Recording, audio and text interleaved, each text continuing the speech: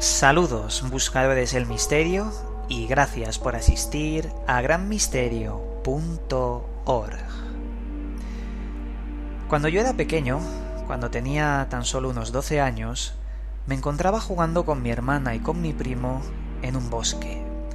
Este bosque se sitúa detrás de la casa de mi primo, y como cualquier otro niño de 12 años, pues bueno, jugábamos al escondite, a escondernos entre la maleza, los árboles. Recuerdo que en uno de estos juegos mi hermana empezó a gritar, a chillar de una forma muy fuerte, tan fuerte que la recuerdo ahora mismo como si fuera ayer. Fui corriendo hacia la posición donde estaba mi hermana y me encontré a mi hermana y a mi primo con la cara blanquecina, muy pálida, y no decían ni una palabra, pero yo notaba que estaban muy asustados. Cuando volvimos a la casa y todos nos tranquilizamos, mi hermana y mi primo empezaron a contar que una persona que iba ataviada de color negro, con ropajes negros, tenía unos ojos de color muy rojo y que empezó a cogerles, a levantar la mano para como cogerles, llevarse a mi hermana y a mi primo. Claro, esa imagen para ellos les impactó. Llamamos a la policía y las sirenas de policía empezaron a sonar durante todo el día sin encontrar a nadie en ese bosque. Mi hermana describe muchas cosas de esta entidad, de esta persona. Tenía un bigote, un sombrero de época y les llamó muchísimo la atención los ojos de color rojo que ellos decían que brillaban como si tuvieran luz. Dicho esta anécdota, quiero que veáis una cosa.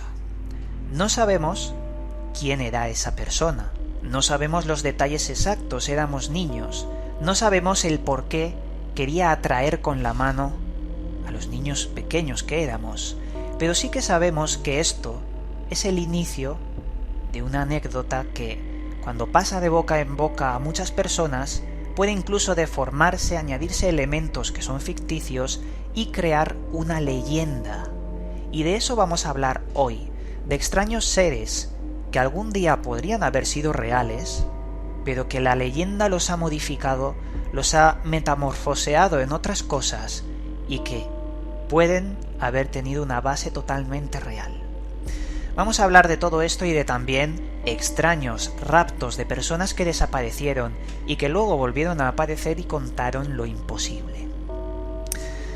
Vamos a empezar con Argentina.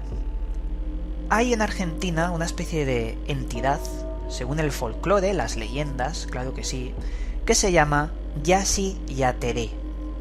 Este ser mitológico de Argentina cuenta la leyenda que de alguna forma vive oculto en los bosques, en una especie de cueva. Muchas noches, y sobre todo noches de luna llena, este ser sale de su guarida en busca de niños pequeños, curiosamente como lo que nos pasó a mí, a mi hermana y a mi primo. El ser primero juega un poco con esos niños, luego los envuelve en zarzas y matorrales y los deja abandonados por la noche en medio de la montaña. Los niños parecen no recordar nada de lo que les ha pasado sobre este ser llamado Yassi Yateré, pero cuando cumplen un año empiezan a sufrir ataques de epilepsia muy extremos. La leyenda se parece mucho a otras que vamos a ir comentando, pero quiero que veáis que existe siempre una base real en los mitos y leyendas que existen en toda la literatura humana, por decirlo así. Indagar un poco sobre esto es interesante porque puede despejar también muchas historias y estoy seguro de que algunos de vosotros me vais a enviar por correo o en comentarios algunas de vuestras experiencias y para recogerlo como casuística es interesante. El Yassi Yateré que hemos hablado también se parece mucho al Ipora. El Ipora es una especie de ser de color negro que aparece muchísimo en los ríos y lagos. En la leyenda, no digo en la vida real, ojo. Sobre todo, este ser viene también, apareciendo en el Amazonas, en las leyendas del Amazonas. Su aspecto hay que decir que es bastante particular, porque tiene solamente un ojo como los cíclopes, un ojo de color rojo en la frente, y carecen totalmente de pelo. La mitología lo describe como si tuviera una serie de membranas interdigitales, ya sabéis, entre los dedos, como aquellos anfibios, y que le permitiría nadar muy rápido por los lagos. La leyenda, dice que el Hipora también rapta niños, curiosamente, y lo que hace es intentar ahogarlos en el lago. Obviamente existen muchas versiones sobre esta leyenda, pero todas coinciden en lo mismo, el rapto y el secuestro de niños. Existe un paralelismo con el Hipora con otros seres, curiosamente, unos seres llamados negros del agua. Estos seres aparecen en leyendas brasileñas y también son muy similares a los de la mitología argentina que hemos comentado antes. Incluso también en Paraguay los negros del agua también tienen su versión, y esto nos dice que hay algo en los bosques que desde el principio de la humanidad ha intentado raptar a los niños. Ese algo puede ser un ser o puede ser una idea de cuidado con los niños al adentrarse al bosque. ¿Por qué no? Ahora nos vamos a ir a Japón. En Japón se conoce a los seres llamados los kappa. Estas criaturas también, curiosamente, viven en lagos y raptan nuevamente a niños para desmembrarlos y comérselos. Aquí la leyenda ha mutado un poco. Parece que ahora, existe ese elemento de gore en los niños, en un elemento más realista me quiero referir. Como que la leyenda no es tan bonita para contarse, sino que hay un elemento oscuro detrás de todo esto. Pues bien, los kappa también son casi iguales a los tengu. Los tengu tienen una particularidad, estos seres en Japón, y es que hoy en día se dan como reales en Japón. La gente en Japón cree que los tengu viven en los bosques. Estos seres son muy parecidos a aves, pero que no vuelan, sino que se teletransportan, aparecen y desaparecen constantemente en un mismo punto. Se dice la leyenda que los tengu hablan por telepatía y también raptan a los niños para abandonarlos desorientados en mitad de la montaña. Como curiosidad, tengu significa perro celestial y está asociado también a la idea de los antiguos japoneses sobre las extrañas anomalías que veían en el cielo, que eran producto de piedras o pedruscos que entraban en la atmósfera y generaban ese color, como los meteoritos. También me gustaría hablar de los icales. Los icales aparecen en muchas leyendas, sobre todo en las leyendas mexicanas, y tendrían un aspecto de humanoide muy pequeñito, de color negro. Se cree que vienen de otro mundo, según muchas leyendas mexicanas, y a su vez pueden volar con una especie de dispositivo que portan a la espalda como si fuera una mochila, o un jetpack, por decirlo de alguna forma. La leyenda dice que estos seres también y nuevamente raptan a personas, se los llevan volando, abrazándolos, y incluso se pueden hasta volver invisibles. A su vez, cuando alguien se encontraba con un ical, le lanzaba una especie de rayo paralizador y sus víctimas se quedaban sin sentido, sin poder moverse, y lo hacían mediante un mecanismo que portaban también estos icales. Ahora que os he comentado un poco algunas leyendas y mitología de seres extraños que aparecen en bosques, quiero que reflexionéis sobre ello. Vamos a ver, obviamente estos son leyendas, no podemos darlo como real, pero la base de todo esto tuvo que ser real, no son invenciones. Alguien puede inventarse algo, claro que sí, pero queda en un pequeño cúmulo de personas.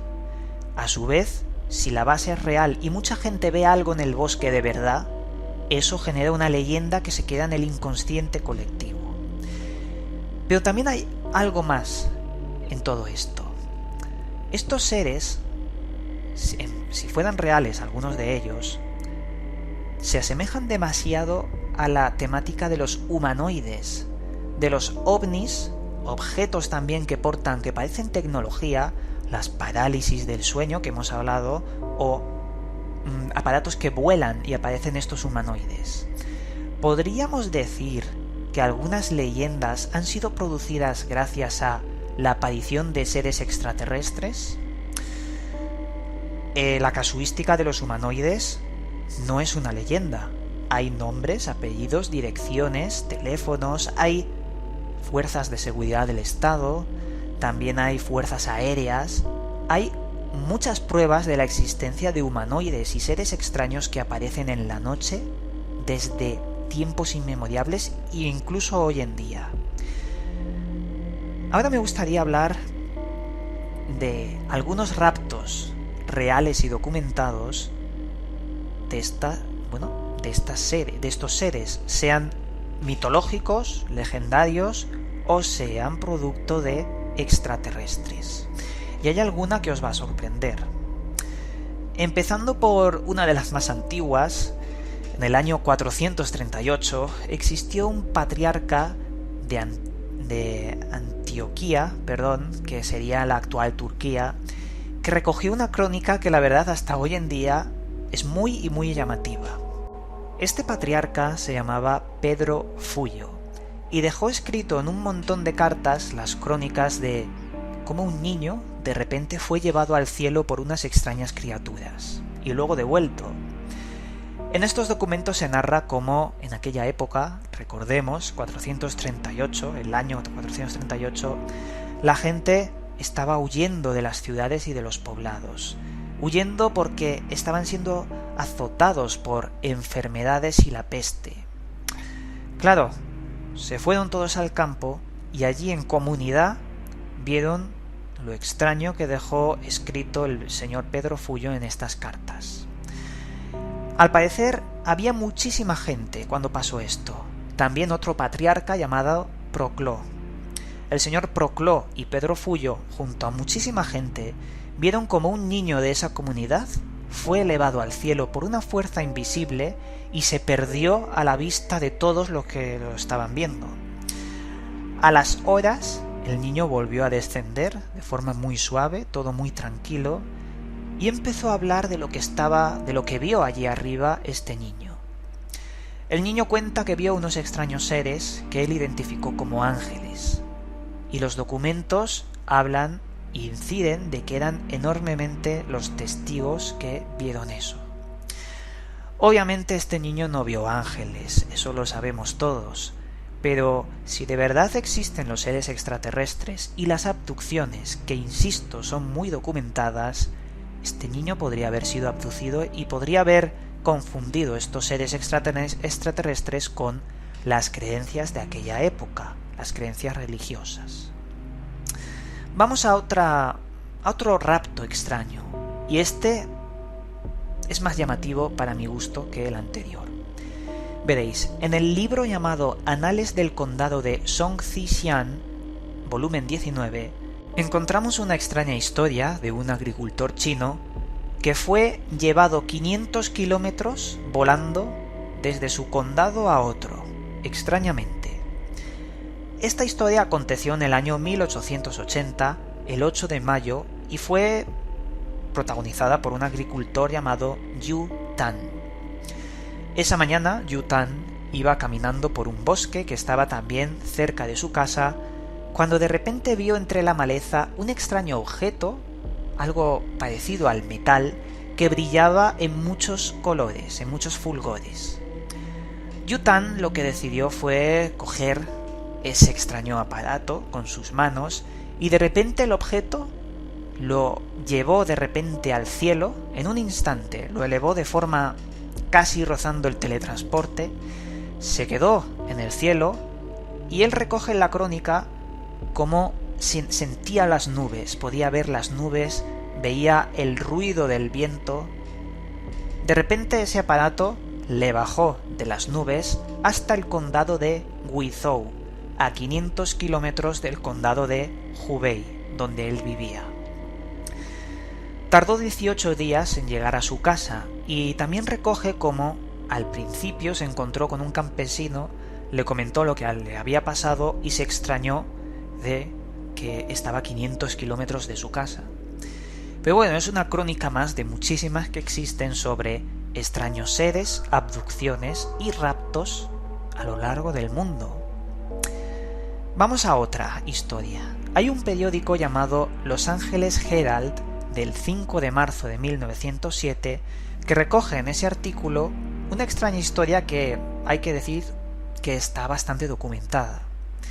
La historia tiene como protagonista un hombre llamado Harry Jones que dice que indica con sus palabras que no era devoto de la iglesia y que era considerado un rebelde sin causa.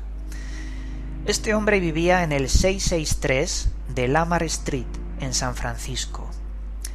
Una noche se encontraba durmiendo con su mujer, cuando de repente un extraño objeto, también metálico, entró por la ventana y se quedó flotando en el aire. John se asustó muchísimo, cuando de repente ese objeto, por una fuerza invisible, elevó a Jones por encima de la cama y lo puso de pie. Muerto de miedo, vio como ese objeto le estaba atrayendo con una fuerza que él no podía controlar hasta la habitación de al lado, donde le aparecieron dos seres a su derecha, oscuros como sombras, que se difuminaron como si fueran fantasmas y desaparecieron en el aire. De repente el objeto empezó a emitir un brillo muy intenso, una extraña luz, y posteriormente Jones se despertó en la calle todo mojado porque estaba lloviendo. El reverendo, que estaba en la iglesia, escuchó los gritos de miedo del señor Jones mojado en la lluvia, y se extrañó muchísimo porque no sabía qué hacía el señor Jones tirado ahí en el agua, en el charco. Le contó la historia y posteriormente fue llevado a los medios de comunicación de aquel entonces, recogieron toda la crónica y ellos lo catalogaron como la aparición de un fantasma. Pero bueno, también recoge como antes de desaparecer de su casa y aparecer en la calle mientras llovía, que él sentía la sensación de que estaba atado sin poder moverse durante más de 10 minutos, como si le hubieran llevado a un sitio que no recuerda y lo hubieran atado en una mesa. Y claro, más que fantasmas, esto nos recuerda a la temática de una abducción. Humanoides, aparatos extraños, brillos, cambios de salto temporal a otras ubicaciones. En fin, más o menos es lo que yo os quería transmitir en este vídeo. Se puede resumir con lo siguiente. Muchas leyendas, mitologías y anécdotas antiguas se basan en seres mitológicos y criaturas extrañas, pero podrían tener una causa extraterrestre, una base extraterrestre, porque los humanoides en el pasado la gente no los conocería como extraterrestres, sino como criaturas, como seres. Yo creo que esto hoy en día también pasa, pero no tiene la repercusión que podría haber tenido. Y nada, espero que hayáis disfrutado de este programa. Antes de acabar, os voy a enseñar este libro llamado Viajes Inexplicables de Jesús Callejo y Chris Aubeck, en el que recoge muchos más casos de los que hemos comentado hoy. Por si os interesa la temática, aquí habla de más seres mitológicos, de más raptos y abducciones extrañas, y siempre con mucha documentación. Y nada, como siempre espero que hayáis disfrutado de esta información, también espero leer vuestros comentarios, y desde aquí os mando un cálido abrazo y nos volveremos a ver en otro vídeo.